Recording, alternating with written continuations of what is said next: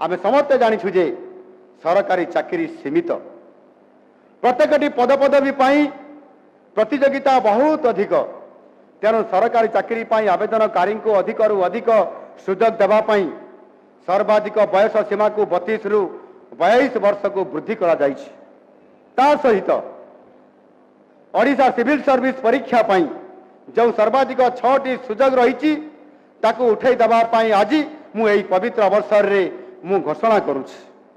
वर्तमान एही परीक्षा सर्वोच्च बयस सीमा पर्यंत सुजोग मिलिबो। सेहीपरि सरकारी कर्मचारी देहांत परे अनुकंपा मूलक नियुक्ति रे जो किछि कटकणा थिला ताकू मध्य कोहल करा जाइछि।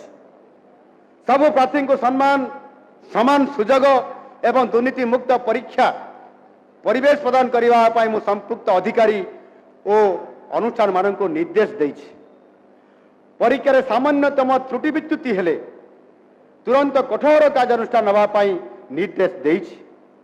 आम सरकार परीक्षा दुर्नीति और अनियमितता को एक अक्षमणीय अपराध भाव विचार को नहीं।